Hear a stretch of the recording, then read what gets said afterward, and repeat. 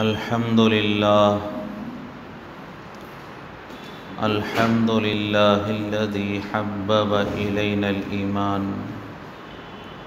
وزينه في قلوبنا وكره إلينا الكفر والفسوق والعصيان وجعلنا من الراشدين والصلاة والسلام على من بعث ليتمم مكارم الأخلاق. أما بعد، قال الله تبارك وتعالى في القرآن المجيد والفرقان الحميد: أعوذ بالله من الشيطان الرجيم، بسم الله الرحمن الرحيم. لقد من الله على المؤمنين إذ بعث فيهم رسولا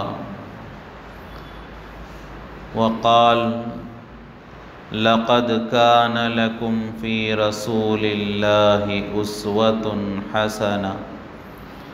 صدق الله العظيم. قال النبي صلى الله عليه وسلم: من حفظ سنتي اکرمہ اللہ باربع خصال: المحبۃ فی قلوب البررہ والہیبۃ فی قلوب الفجرہ والسعۃ فی الرزق والثقۃ فی الدین. وقال النبي صلى الله عليه وسلم: لكل نبي دعوة مستجابة فتعجل كل نبي دعوته فاختبأت دعوتي شفاعة لأمتي، او کما قال علیہ الصلاۃ والسلام. محترم سامعین کرام، گزشتہ نکاح اور جہیز سے متعلق گفتگو چل رہی تھی، جس میں کئی دنوں سے جہیز کے نقصانات اور اس سے پیدا ہونے والے معاشرے میں بگاڑ اور اس سے بچنے سے متعلق تدابیر پر گفتگو چل رہی تھی، اور بھی بہت سارے پہلو، نکاح، ولیمہ اور اس سے جڑے ہوئے بہت سارے امور، ان کے بارے میں شریعت کی روشنی میں کیا احکامات ہیں، اس پر گفتگو کرنا ابھی باقی ہے. لیکن درمیان میں اس جمعہ چونکہ ربیع الاول کا مہینہ ہے، 12 ربیع الاول حضور پاک صلی اللہ علیہ وسلم کی وفات کا دن، اور بعض روایات کے اعتبار سے، مورخین کے اعتبار سے حضور کی ولادت کا دن، یہ بالکل قریب ہے. تو انشاءاللہ کچھ تذکرہ حضور پاک صلی اللہ علیہ وسلم کی ذات مبارک اور ربیع الاول سے متعلق کیا جائے گا، اور آئندہ انشاءاللہ اللہ نے توفیق دی تو بدستور نکاح سے متعلق گفتگو کی جائے گی. ربیع الاول میں عام طور پر حضور پاک صلی اللہ علیہ وسلم کا تذکرہ اور آپ کی ولادت کا تذکرہ ہمارے یہاں جمعہ میں، جلسوں میں، جلوسوں میں ہوتا ہے، اور ہونا بھی چاہیے، اس لیے کہ حضور ہی کی زندگی ہمارے لیے نمونہ ہے، اور پوری کائنات میں آپ ہی قیامت تک آنے والے انسانوں کے لیے نمونہ، رول ماڈل اور آئیڈیل بنا کر بھیجے گئے ہیں. لہٰذا جو آدمی جتنا حضور کی زندگی سنے گا، معلوم کرے گا، اتنا ہی اسے اس پر عمل کرنے میں، اللہ کو راضی کرنے میں، کامیاب ہونے میں آسانی پیدا ہوگی۔ تو ہر لمحہ ہمارا زندگی کا ہر پہلو، چاہے گھر ہو، کاروبار ہو، دن ہو، رات ہو، سفر ہو، حضر ہو، ہر وقت ہمیں چاہیے کہ ہم حضور کا تذکرہ کرتے رہیں اور آپ کی سیرت کے مذاکرے ہوتے رہیں۔ لیکن اللہ ہمیں معاف فرمائے کہ ہم نے صرف حضور کے تذکرے کو ربیع الاول تک ہی محدود رکھا ہے۔ ربیع الاول میں حضور کے تذکرے ہوتے ہیں، آپ کی زندگی کے مذاکرے ہوتے ہیں، باقی 11 مہینے ہم حضور کو بھول جاتے ہیں۔ ہماری مجلسوں میں، ہمارے گھروں میں، ہمارے کاروبار میں، سفر میں، حضر میں نہ حضور کے تذکرے، نہ حضور کی شریعت اور تعلیمات پر عمل، یہ سب چیزیں ہماری زندگیوں سے نکلتے چلے جا رہے ہیں۔ گویا کہ ربیع الاول ہی کو ہم نے حضور سے جوڑا ہے، باقی من مرضی ہم زندگی گزارنے میں لگے ہوئے ہیں۔ بلکہ اگر دیکھا جائے تو ربیع الاول میں بھی حضور کی پوری زندگی اور حضور کی قربانیاں، حضور کے مجاہدے، حضور کا اپنے امت کے لیے درد و غم اور حضور کا اپنے رب کو راضی کرنے کے لیے جو قربانیاں ہیں، اس کا تذکرہ نہیں ہوتا ہے۔ صرف ربیع الاول میں حضور کا تذکرہ، اور اس میں بھی حضور کی پوری زندگی میں صرف حضور کی ولادت کا تذکرہ کرتے ہیں، چھوڑ دیتے ہیں۔ یہ بھی ایک دھوکہ ہے، یہ بھی ایک غفلت ہے، اس لیے کہ حضور کی ولادت کا جو تذکرہ ہوگا یقیناً سعادت ہے، بابرکت ہے، لیکن اس میں عملی طور پر ہمیں کوئی چیز نظر نہیں آتی۔ آپ جیسی ذات ہم پا نہیں سکتے، وہ معجزات جو حضور کی ولادت میں ہوئے اس سے ہمیں عملی کوئی نمونہ نہیں ملتا، تو وہ سننا بمقابلہ دیگر سیرت کے سننے میں ہمارے لیے آسان ہے، تو ہم نے اسی کو سننے کا مزاج بنا لیا ہے۔ اب حضور کی زندگی کے دوسرے پہلو سنیں گے تو بہت ساری چیزیں ہمیں عمل کرنا پڑے گا جو ہمارے لیے دشوار ہیں، بہت ساری چیزیں جو ہم کر رہے ہیں اسے چھوڑنا پڑے گا جو ہمارے لیے دشوار ہے۔ تو صرف حضور کا تذکرہ ربیع الاول میں، اور اس میں بھی حضور کی زندگی میں صرف ولادت کا تذکرہ کرتے ہیں، یہ بالکل مناسب نہیں ہے، بلکہ سال بھر زندگی کے ہر لمحہ ہمیں حضور کا تذکرہ کرنا چاہیے۔ ہمارے ہر کام میں حضور پاک صلی اللہ علیہ وسلم کی سنت اور شریعت کو سامنے رکھنا چاہیے کہ ہمارا گھر کا ماحول نبی کے تعلیمات کے مطابق ہو، میرا تعلق میرے بیوی کے ساتھ حضور کے تعلیمات کے مطابق ہو، میرا تعلق میرے ماں باپ کے ساتھ حضور کے تعلیمات کے مطابق ہو، میرا تعلق میری اولاد کے ساتھ وہ حضور کی شریعت کے مطابق ہو، میرا تعلق میرے پڑوسیوں کے ساتھ وہ حضور کے تعلیمات کے مطابق ہو، میں کاروبار کے لیے آؤں، ملازمت کے لیے آؤں، جہاں رہوں وہاں حضور کی تعلیمات اور حضور کی سنتیں اور حضور کی نورانی طریقے ہماری زندگی میں لانے کی ہمیں فکر کرنی چاہیے۔ ہر کام نبی کے طریقے پر، ایک کام چھوٹ جائے نبی کا طریقہ اس کام میں رہ جائے، افسوس ہونا چاہیے۔ مرزا مظہر جانے جانا رحمت اللہ علیہ بڑا سنتوں پر عمل کیا کرتے، بلکہ جتنے اللہ والے ہیں وہ ہر ایک اللہ والا وہ سنتوں پر ہی عمل کرتے ہیں، بلکہ اللہ والے بنتے ہی ہیں سنتوں پر عمل کی وجہ سے، حضور کی اطاعت کی وجہ سے، حضور کی غلامی کی وجہ سے۔ ورنہ کوئی آدمی یہ کہے کہ میں حضور کی اطاعت تو نہیں کروں گا، سنتوں پر عمل تو نہیں کروں گا اور اللہ تک پہنچوں گا، خدا کی قسم قیامت تک وہ اللہ تک نہیں پہنچ سکتا۔ اللہ تک پہنچنے کا، اللہ والا بننے کا، اللہ کو راضی کرنے کا، اپنے آپ کو جہنم سے بچانے کا، جنت میں لے جانے کا ذریعہ وہ حضور کی اطاعت اور اتباع اور غلامی ہی بنیاد ہے۔ تو جتنے اللہ والے بنیں، صحابہ کرام جو مقام انہیں ملا، یہ سب حضور کی اطاعت کی وجہ سے۔ تو بہرحال مرزا مظہر جانے جانا رحمۃ اللہ علیہ استنجا کے لیے داخل ہوئے، جلدی میں تھے تو دایاں پیر رکھ کر استنجا میں داخل ہو گئے۔ آپ صلی اللہ علیہ وسلم کی سنت ہے، تعلیمات ہے، بایاں پیر رکھ کر جائے، دایاں پیر سیدھا پیر رکھ کر استنجا خانے میں داخل ہو گئے۔ فوراً وہی جیسے یہ احساس ہوا کہ خلاف سنت مجھ سے عمل ہوا، وہیں استنجا خانے میں بے ہوش ہو کر گر گئے۔ مریدین آئے، شاگرد آئے، حضرت کو اٹھا کر پوچھا، حضرت کیا بات ہے، کیوں بے ہوش ہو گئے، کیا ہوا تھا؟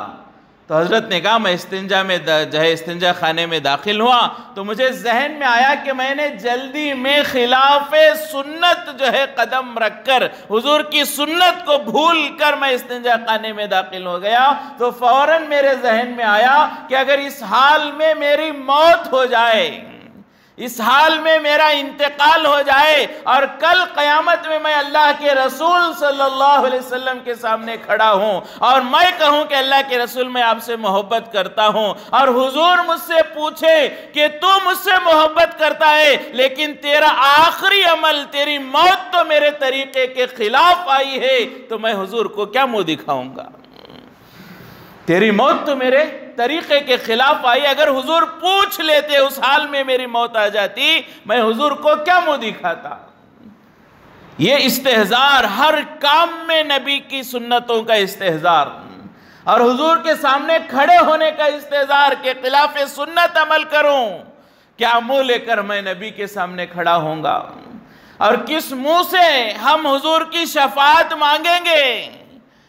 اس لیے کہ ہمیں ہماری نمازوں کا حال معلوم ہے، ہمارے روزوں کا حال معلوم ہے، ہمارے زکوٰۃ صدقات خیرات کا حال معلوم ہے، یہ سب عمل ہم کرتے ہیں، لیکن کتنا دکھلاوا ہے، کتنا ریاکاری ہے، کتنی غفلت ہے۔ ہماری نمازیں تو ایسی ہیں کہ احادیث میں جو بیان کیا گیا کہ بہت سارے لوگوں کی نماز ایسی ہوگی کہ ان کے سر سے ایک بالش اوپر نہیں جائے گی، پرانے کپڑے کی طرح لپیٹ کر ان کی نمازیں ان کے منہ پر مار دی جائیں گی۔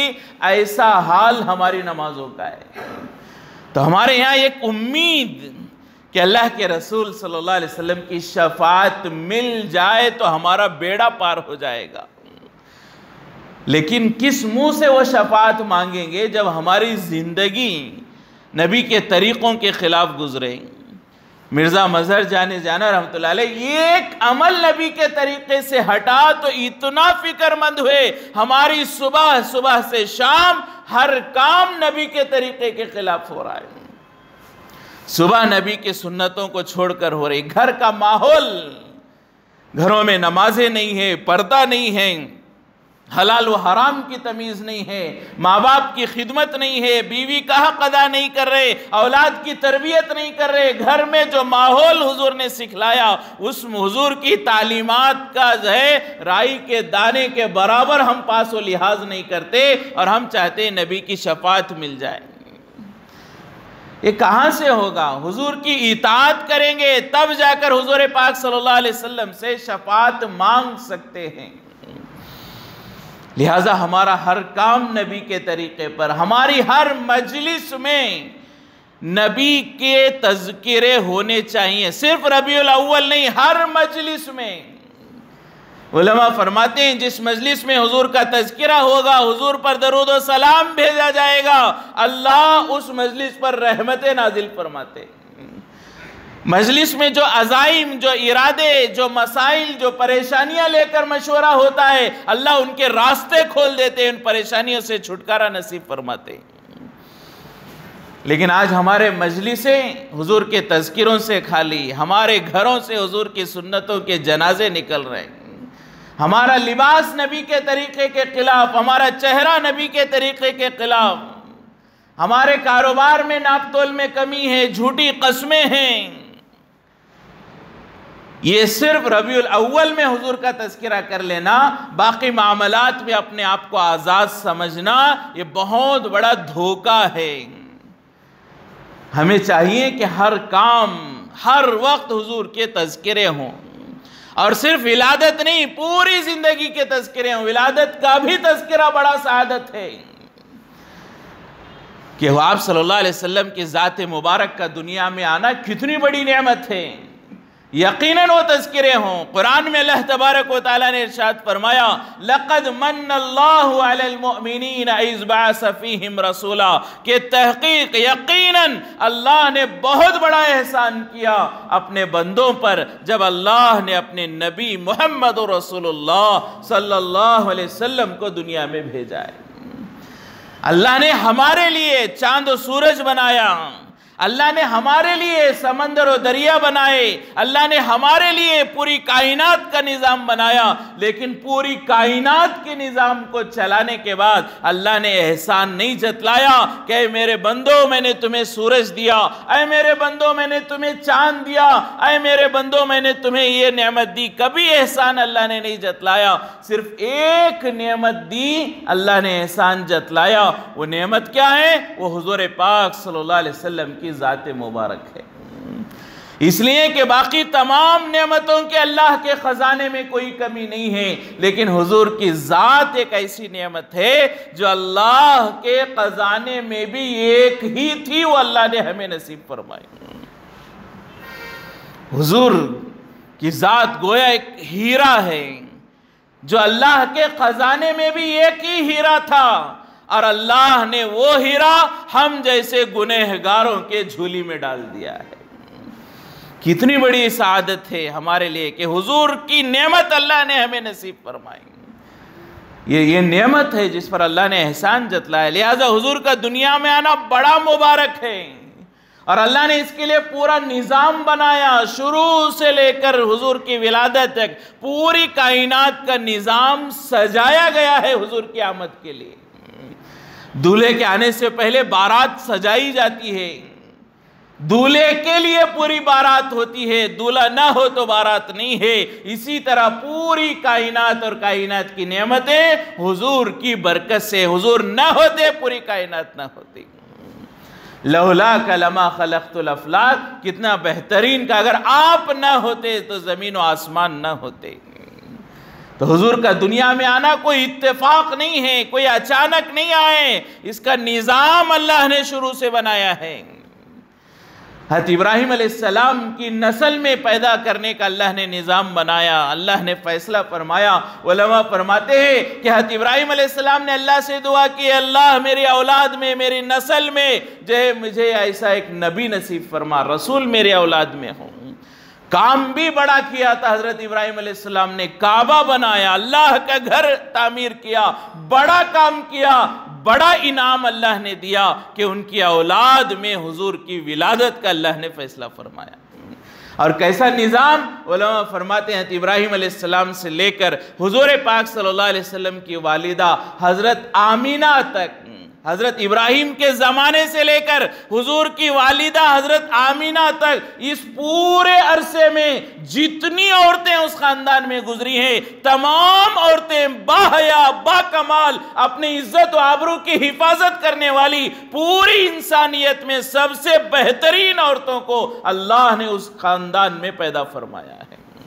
اس لیے کہ اسی خاندان سے محمد رسول اللہ صلی اللہ علیہ وسلم کو اللہ نے پیدا کرنا تھا۔ اس خاندان کی ایک ایک عورت پوری انسانیت کی عورتوں میں بہترین، با اخلاق، اپنی عصمت و عزت کی آبرو کی حفاظت کرنے والی اللہ نے منتخب کر کے اس میں جو ہے پیدا فرمائی۔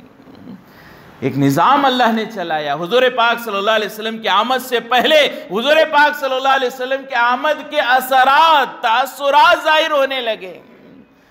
حضرت آمینہ جیسی حضور پاک صلی اللہ علیہ وسلم سے امید سے تھی، آپ کے بطن میں حضور پاک صلی اللہ علیہ وسلم کی پرورش ہو رہی تھی، فرمایا کہ اثرات ظاہر ہو گئے۔ حضرت آمینہ کہتی ہے میرا پورا بدن مہک اڑتا تھا۔ بعض مورخین فرماتے ہیں عبد المطلب نے پوچھا بھی حضرت آمینہ سے، اپنی بہو سے، کہ آمینہ میں کعبے کا متولی ہوں، پوری دنیا سے لوگ یہاں کعبے کو آتے ہیں، اور پوری دنیا سے آنے والے عطر کو میں سونگھ چکا ہوں، پوری دنیا کے لوگوں کے استعمال کرنے والے خوشبوؤں سے میں واقف ہوں، لیکن آج تک میں نے ایسی خوشبو محسوس نہیں کی جیسی خوشبو آمینہ تمہارے بدن سے آتی ہے۔ تو حضرت آمینہ نے کہا کہ ابا جان آپ تو بدن کی خوشبو کی بات کرتے ہیں، میاں تو پوری کائنات ایسے لگتا ہے کہ اللہ نے میری خدمت میں لگا دی ہے۔ میں چلتی ہوں بادل سایہ کرتا ہے، میں کنویں میں پانی لینے کے لیے جاتی ہوں، دوسری عورتیں رسی ڈال کر ڈول کھینچتی ہے، جیسے ہی میں کنویں کو جانتی ہوں پانی منڈھیر تک خود بخود اوپر آ جاتا ہے۔ مجھے ڈول ڈالنے کی ضرورت نہیں پڑتی، رسی کھینچنے کی ضرورت نہیں پڑتی۔ آپ تو خوشبو کی بات کرتے ہیں، میری پوری زندگی اللہ نے بدل دی ہے۔ فرمایا کہ یہ آپ کی آمد ہے، آپ کی آمد کے الگ الگ معجزات ہیں، تاثرات ہیں، یقیناً ان کا تذکرہ ہو، لیکن آپ کی آمد کا مقصد کیا ہے؟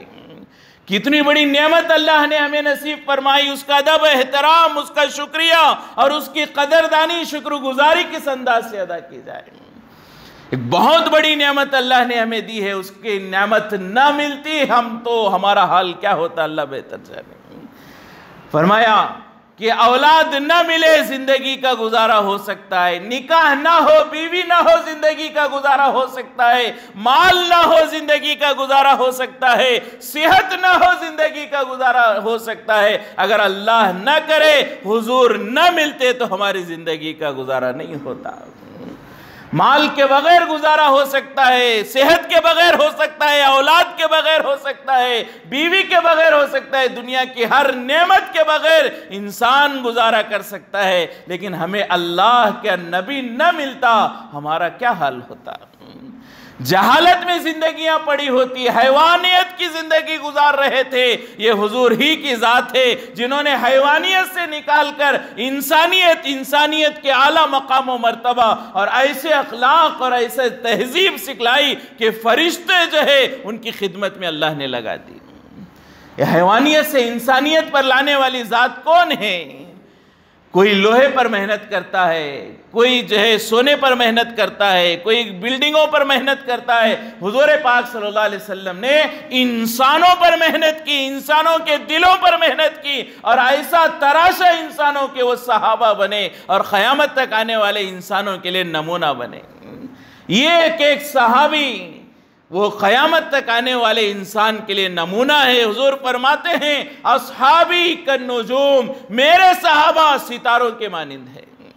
ستارہ کیوں کہا؟ پہلے زمانے میں راستے نہیں ہوتے، جی پی ایس نہیں ہوتا، روڈ میپ نہیں ہوتا۔ پہلے زمانے میں لوگ منزلیں طے کرتے، وہ ستاروں کو دیکھ کر طے کرتے۔ جو ستاروں کی پیروی کرتا وہ منزل کو پہنچ جاتا، جو ستاروں کو چھوڑ جاتا وہ منزل سے بھٹک جاتا۔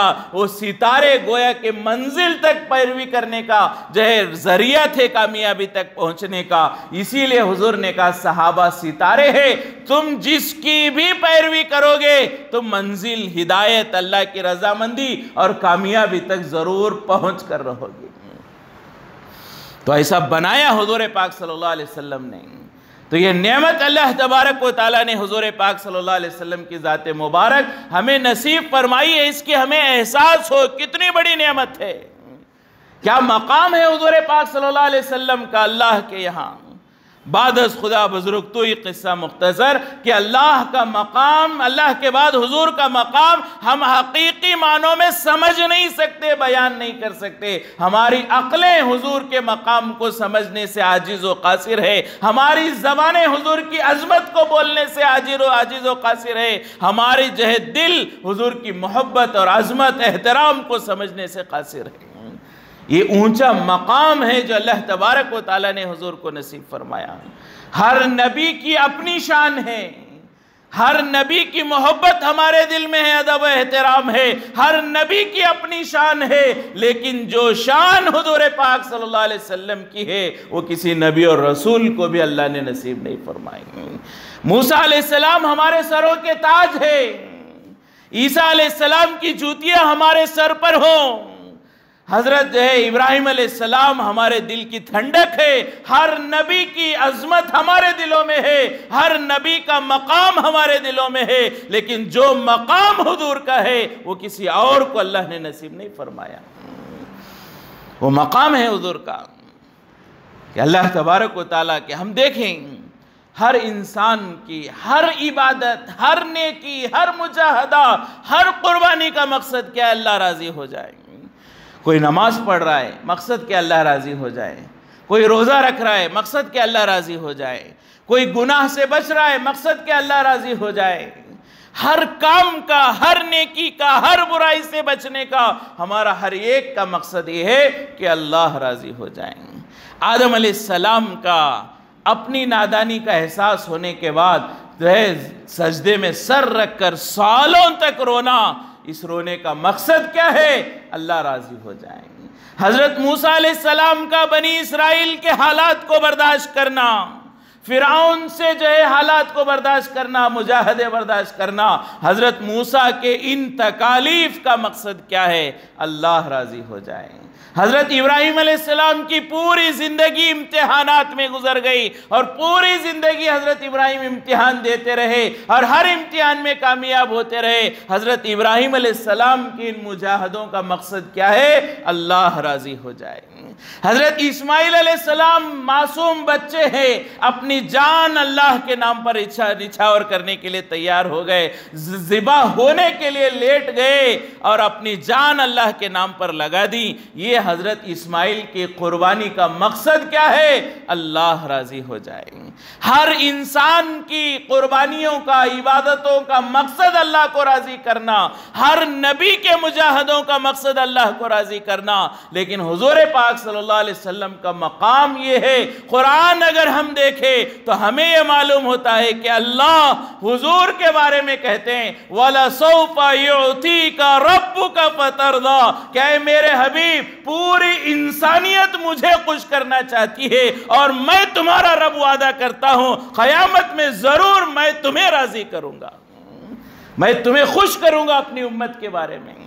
وَلَسَوْفَ يُعْتِيكَ رَبُّكَ، ان قریب تمہارا رب تمہیں اتنی نعمتیں دے گا، ایسے انعامات اپنی امت کے بارے میں تمہارا رب تمہیں دے گا فَتَرْضَىٰ، کہ میرے حبیب تم راضی ہو جاؤ گے۔ پوری انسانیت، ہر نبی، ہر رسول اللہ کو راضی کرنے کی فکر میں، اور اللہ قرآن میں اعلان کرتے اے میرے حبیب میں تمہیں راضی کروں گا۔ تو کیا سمجھ سکتے ہیں ہم اللہ کے رسول کا مقام؟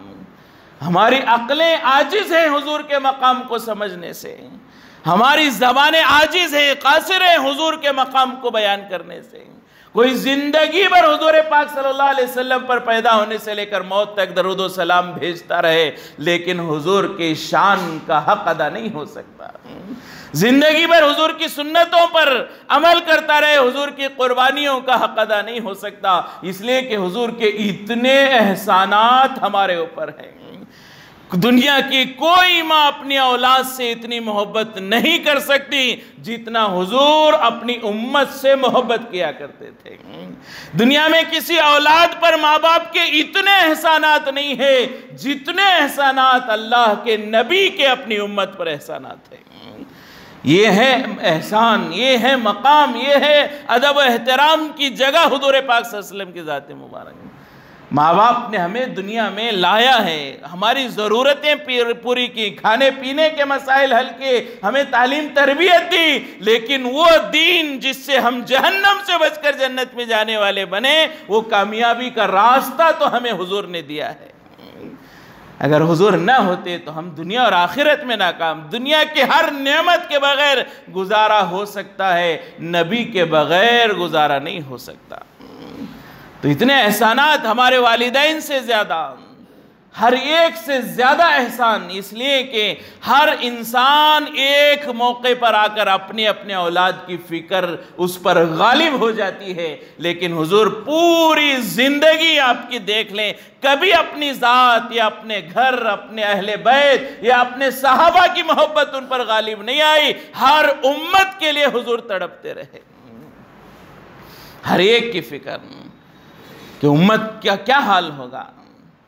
آپ صلی اللہ علیہ وسلم خود فرماتے ہیں، قال رسول اللہ صلی اللہ علیہ وسلم، حضور پاک صلی اللہ علیہ وسلم نے ارشاد فرمایا لِكُلِّ نَبِيٍّ دَعْوَةٌ مُسْتَجَابَةٌ، کہ ہر نبی کو اللہ نے ایک دعوت ایسی دی، جو ایک دعا اللہ نے ایسی نصیب فرمائی جو ضرور اللہ قبول کریں گے۔ ویسے تو ہر دعا نبیوں کی قبول ہوتی ہے، لیکن ایک دعا کا اللہ نے خصوصی موقع ایسا دیا کہ جو مانگا جائے اس دعا کو ذریعہ بنا کر وہ دعا اللہ ضرور پوری کریں گے۔ حضور نے فرمایا لِكُلِّ نَبِيٍّ دَعْوَةٌ مُسْتَجَابَةٌ، ہر نبی کے لیے ایک دعا قبولیت کے وعدے کے ساتھ اللہ نے نصیب فرمائی۔ اور آگے حضور نے فرمایا فَتَعَجَّلَ كُلُّ نَبِيٍّ دَعْوَتَهُ، کہ ہر نبی نے اپنی اس دعوت کو استعمال کر لیا اور اپنی اس دعا کو ہر نبی نے استعمال کر لیا۔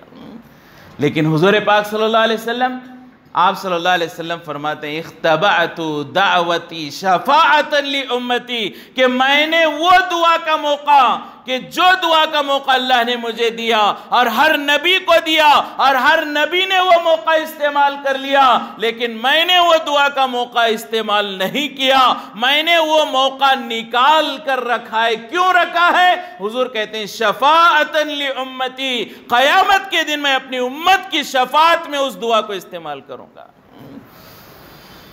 کبھی دنیا میں استعمال نہیں کیا، کیا حضور پر حالات نہیں آئے؟ کیا حضور کی زندگی میں کوئی موقع ایسا نہیں آیا کہ حضور اس دعا کو استعمال کر لیتے؟ حضور کے سامنے، حضور کے ماننے کی بنیاد پر، حضور کی محبت کی بنیاد پر ایک بوڑھی عورت حضرت سمیہ کو شہید کیا گیا، ان کے شرمگاہ میں برچہ مار کے انہیں قتل کر دیا گیا۔ کیا وہ موقع نہیں تھا کہ حضور اپنی دعا کو استعمال کرتے؟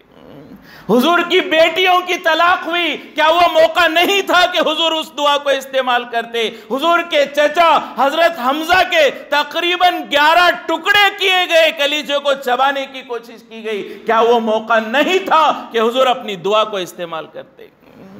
کیا حضرت فاطمہ کے گھر میں فاقے ہیں، وہ موقع نہیں تھا کہ حضور اپنی دعا کو استعمال کرتے؟ حضرت حسن اور حسین رضی اللہ تعالیٰ عنہما، ان کی شہادت کی اطلاع اور قبر حضور کو ملی ہے، کیا وہ موقع نہیں تھا کہ حضور اپنی اس دعا کو استعمال کر لیتے؟ کئی ایسے موقع آئے جن موقعوں میں حضور پر کیا گزری ہوگی ہم سوچ نہیں سکتے، کیا حضور نے برداشت کیا اس کا اندازہ ہم نہیں لگا سکتے۔ حضور تو تحمل اور بردباری کے پہاڑ تھے، پہاڑ۔ کئی موقع ایسے حضور کے زندگی میں آئے جیسے نبیوں کے زندگی میں آئے اور انہوں نے استعمال کیا، لیکن حضور پاک صلی اللہ علیہ وسلم نے اپنی تمام قربانیاں، بڑی سے بڑی پریشانی میں اس دعا کو حضور نے استعمال نہیں کیا، بلکہ حضور نے اسے بچا کر رکھا قیامت میں اپنی امت کی شفاعت کے لیے۔ قیامت میں لوگ کہیں گے اللہ کے رسول آپ اللہ تبارک و تعالیٰ سے کہیں کہ حساب شروع کر دے، آج اللہ اتنے غضب میں ہیں کہ اللہ کا غضب ہم سے برداشت نہیں ہو رہا، ہم جہنم میں چلے جائیں نام اعمال کے اعتبار سے وہ تو ہو سکتا ہے، لیکن اللہ کا غضب ہم سے دیکھا نہیں جا رہا ہے۔ حضور پاک صلی اللہ علیہ وسلم سجدے میں گر جائیں گے، روئیں گے اور ایسے جملوں سے اللہ کی تعریف بیان کریں گے کہ حضور کہتے ہیں وہ جملے دنیا میں مجھے اللہ نے نہیں سکھلائے۔ ایسا اللہ کی تعریف بیان کریں گے، اللہ کے سامنے گریہوزاری کریں گے، حضور کا رونا دیکھ کر، حضور کا وہ تڑپنا اپنی امت کے لئے دیکھ کر اللہ خود کہیں گے یا محمد ارفع رأسک وسل تعطا واشفع تشفع، اے میرے حبیب پوری زندگی روتے رہے، آج تو میں نوازنا چاہتا ہوں، آج تو میں خوش کرنا چاہتا ہوں، میں نے تمہیں خوش کرنے کا وعدہ کیا ہے اور آج بھی آپ رو رہے، اے میرے حبیب سر اٹھائیے، مانگیے، جو مانگنا ہے تمہارا سوال پورا کیا جائے گا، شفاعت کیجئے، جس کی شفاعت کرنی ہے اس کے حق میں تمہاری شفاعت قبول کی جائے گی۔ تو فرمایا اس حال میں جہاں بڑے بڑے نبی نفسی کا حال ہوگا، اس حال میں بھی حضور پاک صلی اللہ علیہ وسلم اپنی امت کی فکر فرمائیں گے۔ ایسا نبی اللہ نے دیا، ہر موقع پر ہماری فکر، زندگی میں، خوشی میں، غم میں، سفر میں، حضر میں، ہر حال میں حضور پاک صلی اللہ علیہ وسلم ہمارے لئے تڑپتے رہے، فکر کرتے رہے، اور اس نبی کا تذکرہ ہم نے چھوڑ دیا۔ 12 ربیع الاول کو حضور کا تذکرہ، باقی 11 مہینے حضور کی زندگی بھلا دیں۔ کیا ہو رہا ہے ہماری زندگی؟ یہود و نصارہ کے طریقے ہماری زندگیوں میں، امریکہ و فرانس کے طریقے ہماری زندگیوں میں، حضور کے دشمنوں کے طریقے ہماری زندگی میں۔ آج ہماری زندگی دیکھتے تو اللہ کے رسول کا کیا حال ہوتا، معلوم نہیں اللہ کے رسول پاک صلی اللہ علیہ وسلم کو کتنا تکلیف پہنچتی۔ واقعہ ہے کہ ایک صاحب ایک اللہ والے مسجد نبوی میں حضور پاک صلی اللہ علیہ وسلم کے قدموں کے پاس بیٹھ کر جو ہے مراقبہ کر رہے تھے، حضور پاک صلی اللہ علیہ وسلم کے دربار میں درود و سلام پیش کر رہے تھے حضور کے قدموں میں۔ اتنے میں دیکھا، کشف ہوا، اللہ تبارک و تعالیٰ نے دکھلایا کہ حضور پاک صلی اللہ علیہ وسلم کا چہرہ غصے سے سرخ ہو چکا ہے، آپ کے چہرے سے غصے کے اثرات ظاہر ہو رہے ہیں۔ اور پھر حضور پاک صلی اللہ علیہ وسلم نے ان اللہ والوں کو جو وہاں پر بیٹھے ہوئے تھے ان کو مخاطب کر کے کہا کہ میرے روضے کے پاس ایسے لوگوں کو کیوں بھیجتے ہو جنہیں دیکھ کر مجھے میرے دشمنوں کی یاد آتی ہے۔ تو وہ اللہ والے چونک کر آنکھیں کھولی تو دیکھا کہ حضور کے سامنے سے ایک آدمی سوٹ بوٹ پہن کر انگریزوں کے طریقے پر گزر رہا تھا۔ حضور کو کتنی تکلیف ہوئی ہوگی کہ حضور کا امتی حضور کے دشمنوں کی پیروی کر رہا ہے اور اسی کو کامیابی اور نجات کا ذریعہ سمجھ رہا ہے۔ تو آج ہمارا حال دیکھ لیتے ہیں، ہمارے گھروں میں نبی کے طریقوں کو جگہ نہیں ہے، ہمارے کاروبار میں حضور کے طریقوں کو جگہ نہیں ہے، اور ہمارے بدن پر ہمارے لباس میں حضور کی سنتوں کو جگہ نہیں ہے۔ ہم نے کہیں حضور کی سنتوں کو جگہ نہیں دیا۔ آج حضور کی سنتیں یتیم ہو چکی ہیں، کوئی اسے اپنانے کے لیے تیار نہیں۔ یتیم کو کون اپناتا ہے؟ حضور کی سنتیں، حضور کی شریعت، حضور کا دین آج یتیم بن گیا، کوئی اپنانے کو تیار نہیں ہے۔ لیکن علماء فرماتے ہیں، اکابرین فرماتے ہیں، جیسے حلیمہ سعدیہ نے حضور کو یتیم ہونے کے باوجود اپنایا، حلیمہ کے زندگی میں برکتیں ہو گئی، آج جو حضور کی سنتوں کو اپنائے گا اللہ اس کی زندگی میں برکتیں نصیب فرمائیں گے۔ حلیمہ سعدیہ کا کیا حال تھا پہلے؟ حضور کو یتیم جاننے کے باوجود اپنایا تو اس یتیم کی برکت سے حلیمہ کی جھولی برکتوں سے، نعمتوں سے بھر گئی۔ آج بھی جو حضور کی سنتوں کو اپنائے گا، حضور کے دین کو اپنائے گا، اللہ اس کی جھولی بھی رحمتوں اور برکتوں سے بھر دیں گے۔ لیکن آج ہمیں موقع نہیں ہے حضور کی سنتوں پر عمل کرنے کا، لہٰذا فرمایا کہ ہمارے ہر کام میں، زندگی کے ہر موقع پر، ہر مجلس میں حضور کا تذکرہ ہو، حضور پر درود و سلام ہو۔ آپ صلی اللہ علیہ وسلم اپنی قبر میں آرام فرما رہے ہیں، حضور سے تعلق رکھنے کا آسان راستہ حضور پر درود و سلام بھیجنا ہے۔ اگر کوئی آدمی چاہتا ہے میرا تعلق حضور سے باقی رہے، میرے اور حضور کے درمیان ایک رشتہ باقی رہے، آسان راستہ کہ جو ہے مجھے چاہیے کہ میں حضور پر درود بھیجوں، اس لیے کہ احادیث کی روشنی میں علماء فرماتے ہیں جو بھی آدمی حضور پر درود و سلام بھیجتا ہے فرشتے وہ درود حضور تک پہنچاتے ہیں اور حضور اس آدمی کے نام سے جواب دیتے ہیں۔ میں نے حضور کو درود و سلام بھیجا، اب یہ سلام میرا حضور تک پہنچا، اللہ نے پہنچایا، اب جیسے حضور تک پہنچا حضور فوراً مجھ پر درود و سلام کے بدلے میں سلامتی کی دعا میرے نام سے بھیجتے ہیں، تو گویا کہ میرے اور حضور کے درمیان ایک رشتہ باقی رہا۔ کتنی بڑی سعادت ہے کہ ہماری نسبت حضور سے باقی رہے، روزانہ ہمارا علاقہ، ہمارا تعلق حضور سے باقی رہے۔ ہمارا تعلق کسی ایم ایل اے سے، کسی منسٹر سے، کسی عہدیدار سے ہو تو کتنا فخر کرتے ہیں کہ فلاں ایم ایل اے، فلاں منسٹر میرا رشتہ دار ہے، روزانہ کا اس کے ساتھ اٹھنا بیٹھنا ہے، اسی کے دسترخوان پر میرا کھانا ہے۔ دنیا والوں کے ساتھ رشتے پر ہم کتنا فخر کرتے ہیں، اللہ کے رسول صلی اللہ علیہ وسلم کے ساتھ رشتہ قائم ہو جائے کتنی بڑی فخر کی بات ہے۔ لہٰذا جتنا ہم حضور پر درود و سلام بھیجتے رہیں گے، ہماری ہر مجلس، ہماری تنہائیاں، ہمارے صبح، ہمارے شام، چاہیے کثرت سے ہم حضور پر درود و سلام بھیجتے رہیں گے تاکہ ایک علاقہ ہمارا باقی رہے۔ صرف ربیع الاول میں کچھ کام کر لینا، کچھ باتیں کر لینا، کچھ شور و ہنگامہ کر لینا، کچھ نعرے بازی کر لینا، یہ حضور کی محبت نہیں ہے۔ حضور کی محبت یہ ہے ہمارا ہر کام حضور کے طریقے پر ہو۔ لہٰذا یہ 12 ربیع الاول حضور پاک صلی اللہ علیہ وسلم کی جہاں ولادت کا دن ہے وہیں حضور کی وفات کا بھی دن ہے۔ ہاں حضور کی ولادت کا دن ہے تو حضور نے اپنی پوری زندگی میں کیا اس دن کو کیا، حضور نے اس دن میں کیا نہیں کیا، ہمارے سامنے کھلی کتاب ہے۔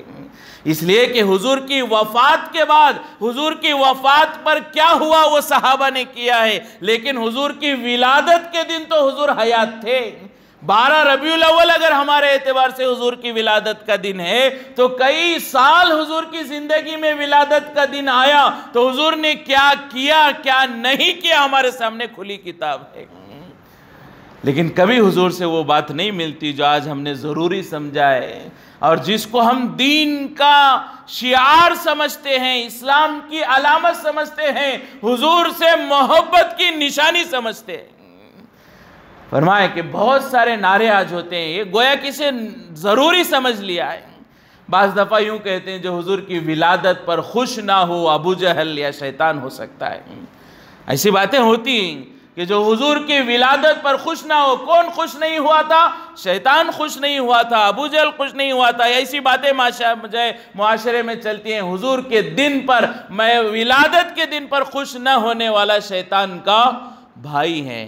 اگر ایسا ہی مان لیں حضور کی ولادت پر خوشی نہ کرنے والا شیطان ہے، یہ مان لیں تو حضور کی موت پر، وفات پر، انتقال کے دن خوشی کرنے والے کو شیطان نہ کہا جائے تو کیا کہا جائے گا؟ حضور کی ولادت پر شیطان خوش نہیں ہوا لیکن حضور کی وفات پر تو خوش ہوا تھا نا. شیطان حضور کی وفات پر تو خوش ہوا. آج حضور کی 12 ربیع الاول کو وفات ہے اور اس دن میں خوش ہو رہا ہوں تو میں نے کیا کام کیا ہے؟ تو یہ بھی تو سوچنے کا ایک رخ ہے، صرف ایک رخ. آج ہمارا مسئلہ ہی یہی ہے، کسی کام کو بھی کرتے ہیں ایک سکے کا ایک رخ ہم دیکھ لیتے ہیں، اسی کے پیچھے لگ جاتے ہیں، اس سکے کا دوسرا رخ ہم دیکھنا چھوڑ دیتے ہیں. تو اس کے لیے فرمایا کہ 12 ربیع الاول آ رہا ہے، اس میں جو کام شریعت سے، شریعت ہمارے سامنے کھلی کتاب ہے، اردو میں، انگریزی میں، کنڑ میں، عربی میں، کس زبان میں ہم چاہیں حضور کی زندگی ہمیں ملے گی. کتابوں کی شکل میں، نیٹ میں، ہر جگہ حضور کی زندگی ہمیں ملے گی. تو جو چیزیں حضور سے، شریعت سے، آپ کی زندگی سے ثابت ہیں کریں، جو چیزیں غلط ہیں ان سے بچنے کی فکر کریں. ایسا نہ ہو کہ ہم حضور کے نام پر کوئی غلطی کریں اور گناہ کا ذریعہ بنے، اور کوئی کام ایسا کرے لوگوں کو غلط فہمی ہو یہ مسلمان میلاد کے موقع پر یہ کام کر رہے، شاید ان کے نبی نے بھی یہی کیا ہوگا.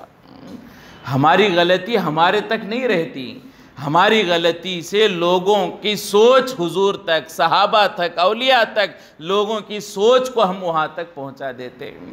تو اس کے لیے جو صحیح ہے ضرور کریں، جو غلط ہے اس سے بچنے کی فکر کریں. کیا صحیح غلط ہے؟ اللہ نے ہمیں عقل سلیم نصیب فرمایا ہے. دنیا میں ہم سمجھتے ہیں کاروبار صحیح ہے، غلط ہے. بہت سارے لوگ اپنے اپنے کاروبار کے آفر لے کر ہمارے سامنے آتے ہیں. میں سمجھتا ہوں عقل اللہ نے دی، وہ کرنا ہے نہیں کرنا ہے. دنیا کی ہر بات ہمیں سمجھ میں آتی ہے، دین کی بات ہمیں سمجھ میں نہیں آتی. تو ایسا نہیں ہونا چاہیے. اسے سمجھنے کی کوشش کریں، صحیح باتوں پر عمل کریں، غلط سے بچیں، اور اپنے گھروں میں، اپنے محلے میں، اپنے دوستوں میں اسی ماحول کو بنانے کی فکر کریں. اور صرف اسی دن تذکرہ نہ ہو بلکہ پوری زندگی حضور کا تذکرہ ہو.